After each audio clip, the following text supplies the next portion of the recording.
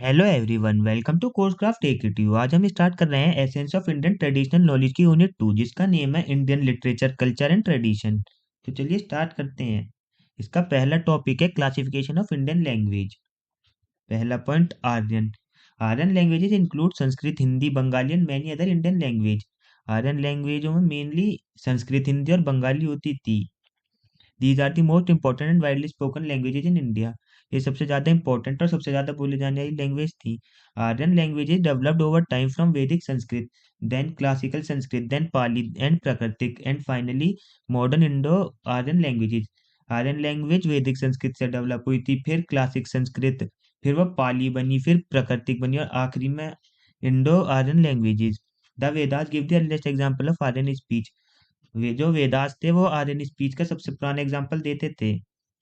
द्रिवेदियन। द्रिवेदियन language include Tamil, Telugu, Kannada और मलयालम। जो द्रिवेदियन language थी उनमें तमिल आती थी, तेलुगु आती थी, कन्नाडा आती थी और मलयालम आती थी। They are mainly spoken in south India. ये मेनली साउथ इंडिया में बोली जाती थी। द्रिवेदियन लैंग्वेज है their own structure and history different from Aryan language. Dravidian language की अपनी खुद का स्ट्रक्चर और हिस्ट्री होती थी और वो आर्यन लैंग्वेज से डिफरेंट होती थी। Dravidian speech is older than Aryan speech in India. Dravidian speech Aryan speech से पुरानी स्पीच थी। Sino Tibetan. Sino Tibetan language include Manipuri and language spoken in north east India like Tibet and Mizo. जो Sino Tibet language थी उसमें मणिपुरी और जो north east में बोली जाती थी वो लैंग्वेज आती थी, जैसे कि जो तिब्बत में बोली जाती है, मिजो में बोली जाती है। These language are spoken by a smallest number of people compared to Aryan and Dravidian language। ये बहुत कम लोगों के द्वारा बोली जाती है एज कम्पेयर टू आर्यन और द्रविडियन लैंग्वेज के। Some Sino Tibetan language are spoken by small tribal group. जो साइनो तिब्बतन लैंग्वेज है बहुत छोटे छोटे ट्राइबल ग्रुप के द्वारा बोली जाती है। D Austric. Austric language include Santhali and Munda. जो ऑस्ट्रिक लैंग्वेज थी उसमें संथाली और मुंडा लैंग्वेज आती थी। These language are spoken by small tribal groups in India. ये लैंग्वेज भी बहुत ही कम ट्राइबल ग्रुप्स के द्वारा बोली जाती थी, बहुत कम लोगों के द्वारा। हमारा नेक्स्ट टॉपिक है origin and development of Brahmi script in India. Brahmi is the modern name given to the oldest script used in the Indian subcontinent during the final centuries BCE and the early century CE। जो ब्रह्मी script थी ये name दिया गया था सबसे पुरानी script को जो इंडियन सबकॉन्टिनेंट में फाइनल सेंचुरीज के द्वारा दौरान यूज करी जाती थी।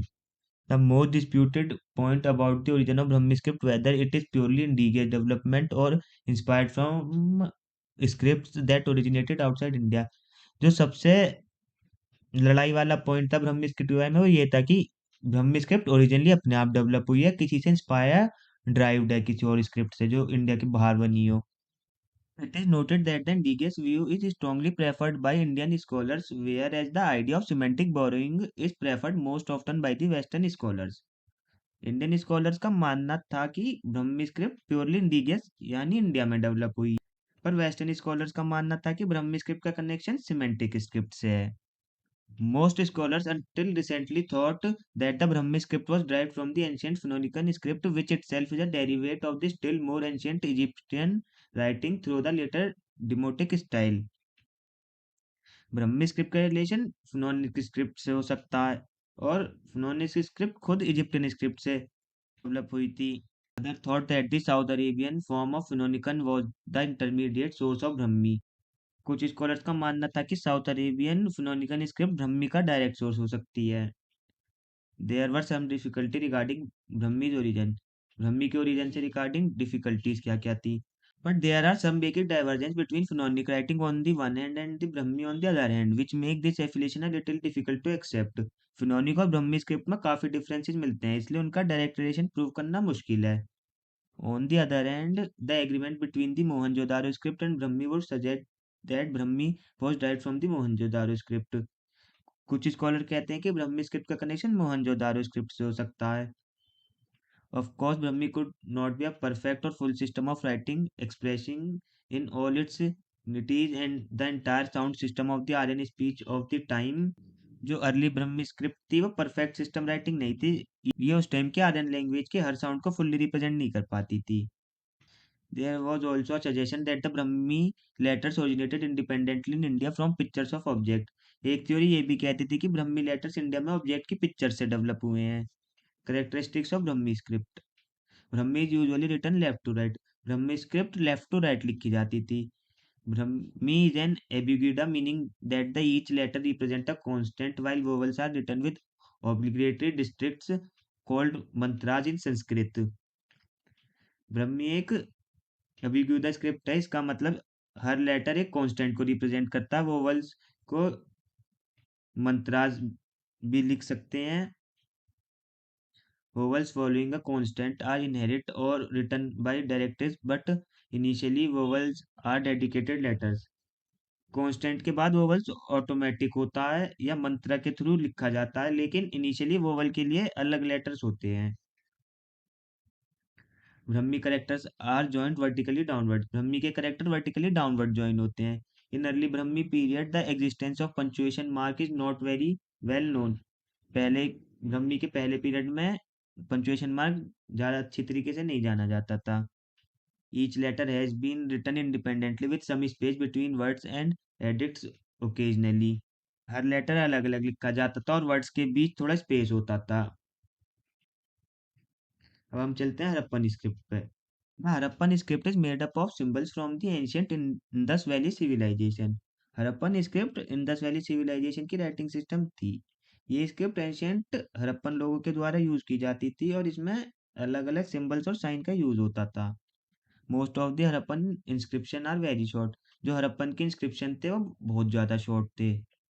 It is not clear if these symbols form an actual script used to write a language, but the writing system of Harappan script remain undeciphered and mysterious. अभी तक ये क्लियर नहीं हो पाया है कि ये सिंबल्स पूरी लैंग्वेज को रिप्रेजेंट करते हैं या नहीं।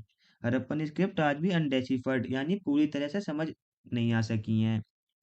After many attempts to decode it, no one has been able to identify the language that was used in the inscriptions. बहुत स्कॉलर्स ने इसे डिकोड करने की कोशिश करी, लेकिन अब तक कोई भी ये आइडेंटिफाई नहीं कर पाया कि इंस्क्रिप्शन में कौन सी लैंग्वेज लिखते हैं। No scripts have been found that are written in two language. आज तक कोई भी ऐसी स्क्रिप्ट फाइंड नहीं हुई है जो दो लैंग्वेज में लिखी हुई हो। The Harappan script has around 3700 example and 417 unique symbols. अब तक लगभग 3700 एग्जाम्पल और 417 यूनिक सिंबल्स मिल चुके हैं हरप्पन स्क्रिप्ट में। Characteristic of Harappan script. The characters are mostly pictorial, resembling simple drawings and images. They include many abstract sign as well. Harappan script के symbol ज़्यादातर pictorial यानी सिंपल ड्राइंग या इमेजेस जैसी होती हैं। इसमें कुछ एब्स्ट्रैक्ट साइन भी मिलते हैं। The inscription are thought to have been written mainly from left right to left. जो इंस्क्रिप्शन होते हैं वो राइट टू लेफ्ट लिखे जाते हैं। There are around 400 main symbol in total. Harappan script में 400 मेन सिंबल होते हैं। अब हमारा next topic Upanishad. The word Upanishad literally means sitting down near. Upanishad word का लिटरली मीनिंग होता है गुरु के पास बैठकर ज्ञान लेना। सिंपल लैंग्वेज में कहूँ तो नॉलेज सीखना। The Upanishad are the final part of the Vedas providing teaching on spiritual knowledge and philosophy. Upanishad को वेदास का लास्ट पार्ट माना जाता है। उपनिषद एंशियंट इंडिया के बहुत इंपॉर्टेंट स्पिरिचुअल और फिलोसफिकल टेक्स्ट हैं। They focus more on inner spiritual enlightenment and self realisation rather than on rituals and ceremonies. ये मेनली फोकस करते हैं स्पिरिचुअल नॉलेज पे, फिलोसफी पे, सेल्फ रियलाइजेशन पे, इनर एनलाइटमेंट पे। उपनिषद सेरेमनीज पर ज्यादा ध्यान नहीं देते थे। The Upanishads are among the most important source of Indian spiritual wisdom and are highly respected in Hindu philosophy. Upanishad को इंडियन फिलोसफी का सबसे इंपॉर्टेंट सोर्स माना जाता था। हिंदू फिलोसफी में इनका बहुत हाई रेस्पेक्ट है, क्योंकि ये लाइफ और यूनिवर्स के डीप क्वेश्चन का आंसर देने की कोशिश करता है। They are around 200 Upanishad in total. लगभग 200 उपनिषद हैं टोटल में। However, 10 major Upanishads are especially important. Isha, केना, कात, प्रश्ना, मुंडाका, मंदुकाया, तृतीय अर्थाया, चंदनयोगा एंड बृहदरंकाराया। ये हमारे 10 मेजर उपनिषद होते हैं। The Upanishad discuss philosophy not religion. Upanishad mainly philosophy पर डिस्कस करते हैं, ना कि रिलीजन पर। These texts can be grouped into different classes such as Samanya, Vedanta, Yoga, Sannyasa, Shaiva, Vaishnava and Sakta।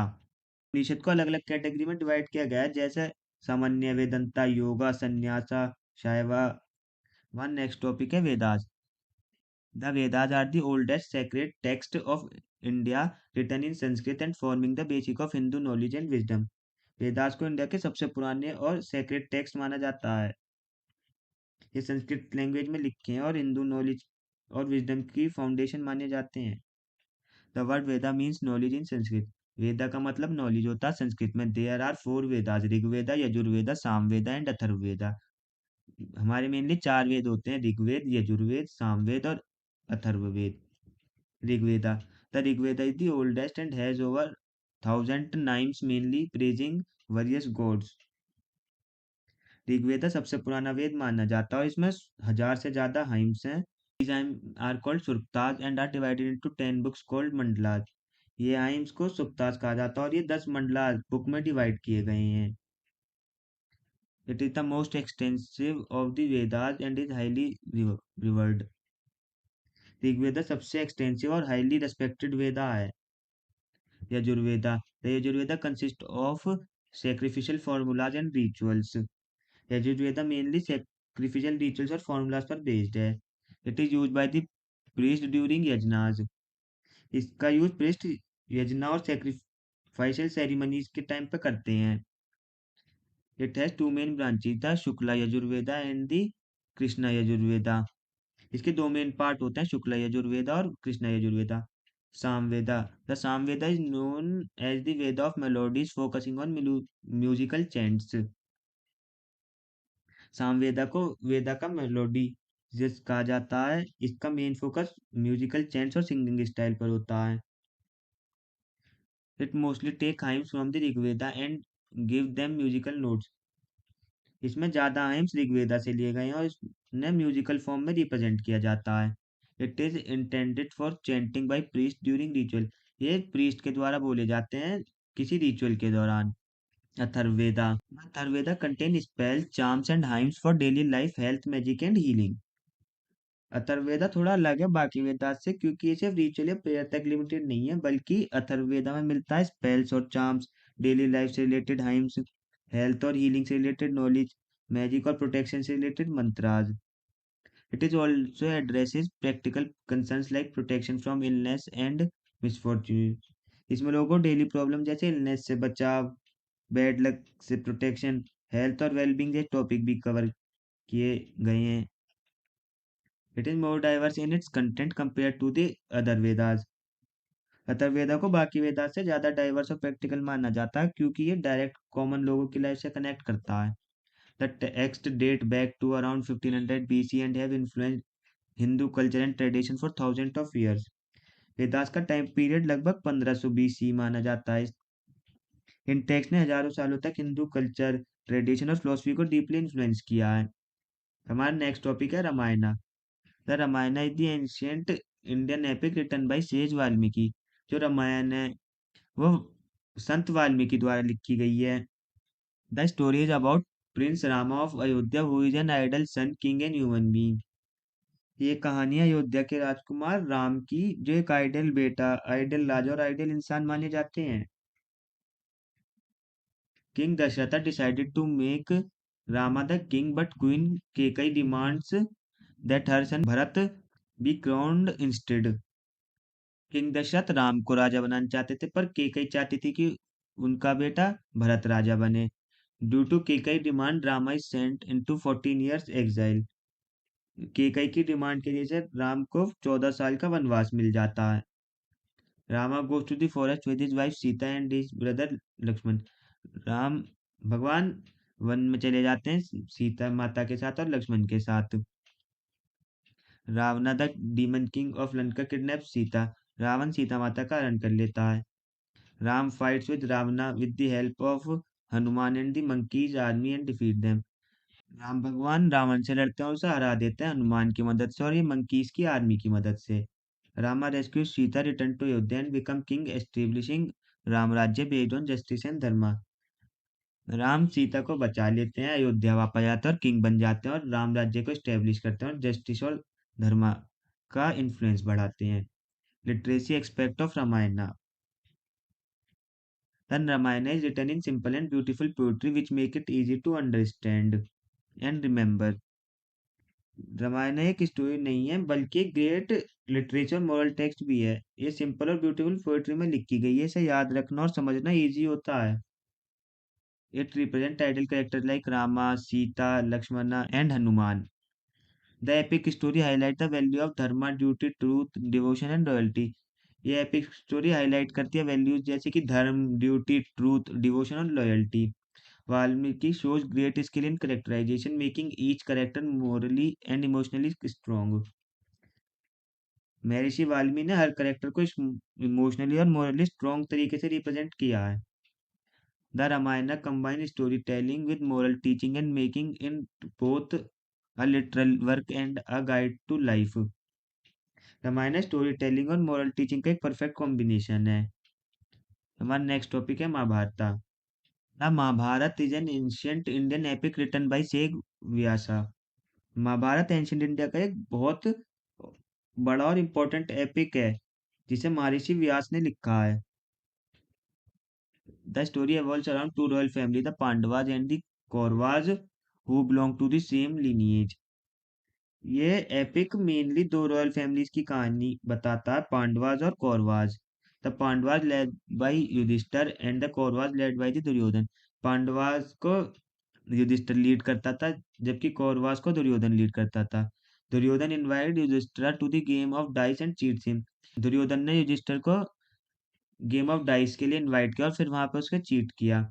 As a result Yudhishthir lost his kingdom and the Pandavas are sent to exile 12 years followed by 1 year of living in disgrace। परिणाम स्वरूप युधिष्ठिर अपना राज्य, अपनी property और सब कुछ हार गए। इसके बाद पांडवास को 12 साल का वनवास और 1 साल के गुप्तवास में जाना पड़ा। After completing the exile, Duryodhan refuse to return even a small part of his kingdom. वनवास के बाद दुर्योधन ने अपने किंगडम का एक भी पार्ट देने से, स्मॉल पार्ट देने से भी मना कर दिया। This led to the great Kurukshetra war between the Pandavas and Kauravas. इसने पांडवाज और कौरवाज के बीच वॉर को जन्म दे दिया। The Pandavas win the war, justice is restored and dharma triumphs over adharma. Pandavas war जीत गए, जस्टिस मेंटेन हुआ वापस और धर्म जीत गया धर्म के ऊपर। Literacy expect of Mahabharata. The Mahabharata is called a whole literature because it covers history, philosophy, politics, ethics and religion. Mahabharata को होल लिटरेचर भी कहा जाता है क्योंकि ये सिर्फ एक स्टोरी नहीं है। इसमें हिस्ट्री, फिलोसफी, पॉलिटिक्स, एथिक्स और रिलीजन सब कवर होता है। The epic presents a wide range of character each with strong human qualities and weakness. हर एक करेक्टर स्ट्रांगली दिखाया गया है उसकी क्वालिटीज और वीकनेस के साथ। Beautifully explain the conflict between dharma and adharma. ये एपिक धर्म और अधर्म के कॉन्फ्लिक्ट को ब्यूटीफुली एक्सप्लेन करता है। The story include deep philosophical teaching like Bhagavad Gita which guide human life. इस स्टोरी में डीप फिलोसफिकल टीचिंग भी मिलती है जैसे भगवद गीता जो ह्यूमन लाइफ को गाइड करती है। The Mahabharata uses contrast in characters to show how good shines brighter when compared with evil. Mahabharata contrast का यूज करती है जैसे गुड और इविल करेक्टर को कंपेयर करके मोरल लेसन दिए जाते हैं। नेक्स्ट टॉपिक है Purana, Buddhist literature and Jain literature. Puranas. The Purans are the ancient Hindu text that explain and illustrate the teaching of Vedas। Puranas ancient Hindu text हैं जो वेदास की टीचिंग को एक्सप्लेन और इलिस्ट्रेट करते हैं। The word Purana means that which lives from ancient India. Purana word का meaning होता है जो बहुत पुराने समय से एग्जिस्ट करता आ रहा हो।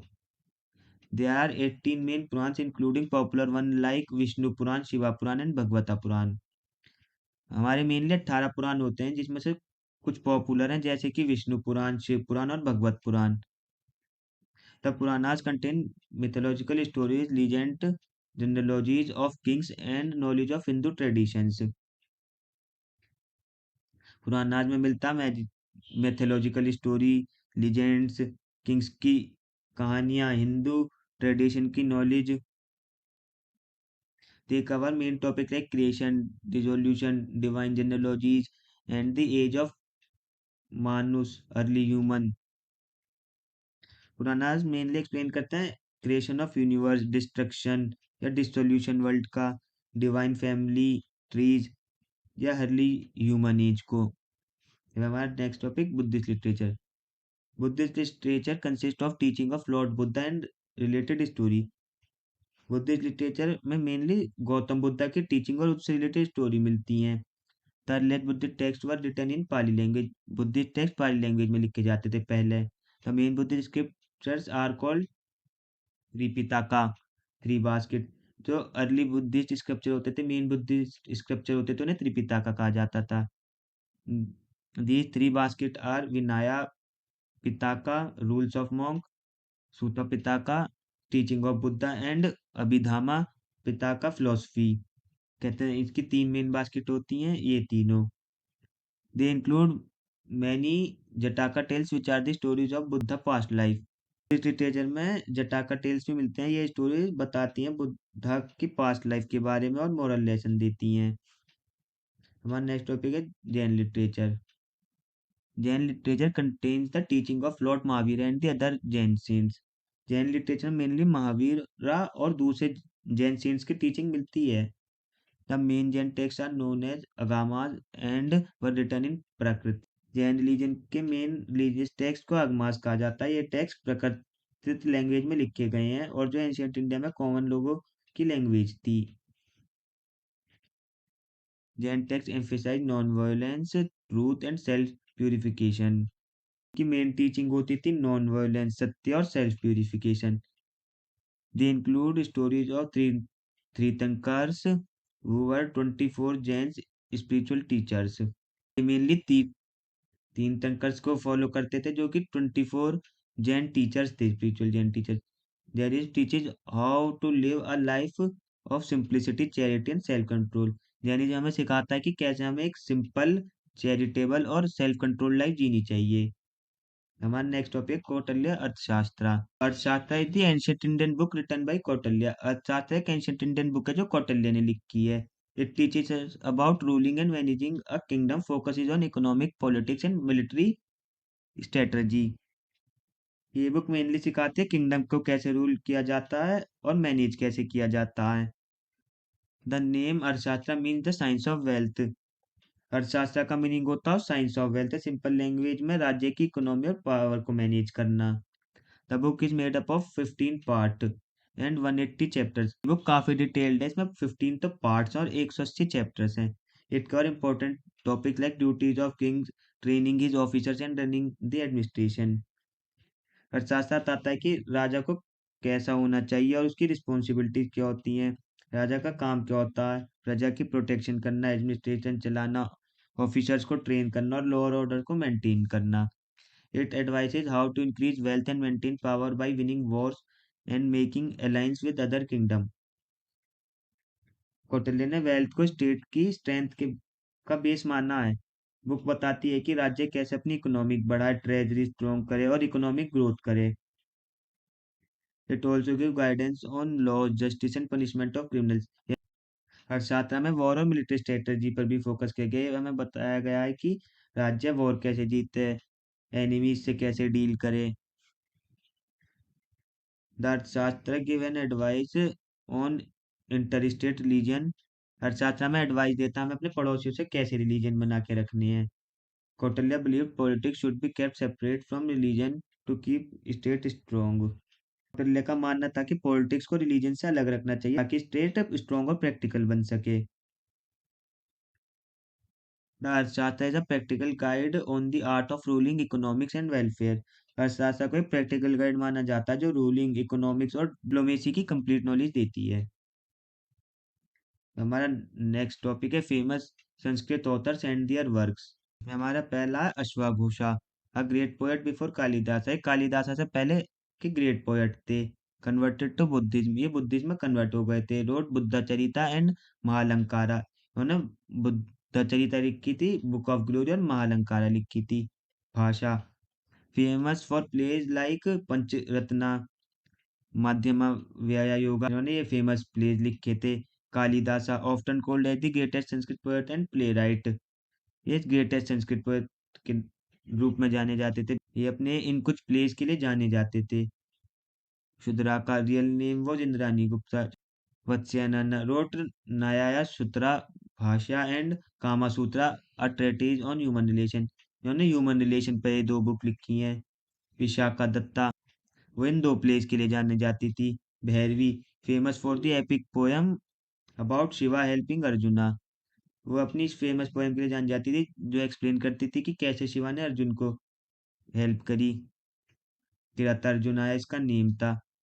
माघा, a Sanskrit poet in king Yashmala's court, एक फेमस संस्कृत पोएट थे किंग यशमाला के कोर्ट में। Known for the epic Shishupala Vadha the story of Shishupal killed by Krishna, इन्होंने स्टोरी लिखी थी कि कैसे कृष्ण ने शिशुपाल का वध करा था। वहाँ लास्ट टॉपिक है Hindu literature. In the 14th century, regional languages started emerging, leading to the decline of Sanskrit as it is used less for administration. 14th century के आसपास इंडिया में लैंग्वेज में एक बड़ा चेंज देखने को मिला। इस टाइम पर रिलीजन लैंग्वेज डेवलप होने लगी और धीरे धीरे संस्कृत का यूज कम होने लगा, खासकर एडमिनिस्ट्रेशन और डेली लाइफ में। The rise of bhakti movement during this period helped popularise these religious language. इस चेंज का सबसे बड़ा रीजन था भक्ति मूवमेंट। भक्ति मूवमेंट ने रिलीजन को सिंपल और कॉमन लोगों तक पहुंचाने का काम किया। इस मूवमेंट ने संस्कृत की जगह रिलीजियस लैंग्वेज में टीचिंग देनी शुरू कर दी, जिसे हम लोग इजीली समझ सकें। Language changed as new word and expressions were created to और borrowed to describe new situation. जैसे जैसे सोसाइटी चेंज हुई, लैंग्वेज भी चेंज होने लगी, नए वर्ड और एक्सप्रेशन डेवलप हुए, कुछ वर्ड दूसरी लैंग्वेज से बोरो किए गए। Bhakti saints use regional language in their teaching making them wide spread. भक्ति संत ने अपनी जो टीचिंग थी वो ज़्यादा फैल सके इसलिए नॉर्मल रीजनल लैंग्वेज में देना चालू कर दिया। Hindu poet specially during the early 14th century focused on devotion and the common people sentiment.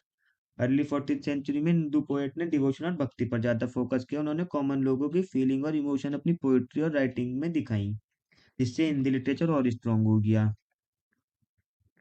In modern times, the Khadi dialect of Hindi has become very popular. Modern time में हिंदी की एक dialect खड़ी बोली बहुत पॉपुलर हो गई।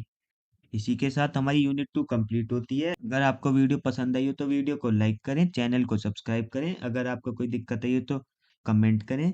चलिए अब मिलते हैं नेक्स्ट वीडियो में।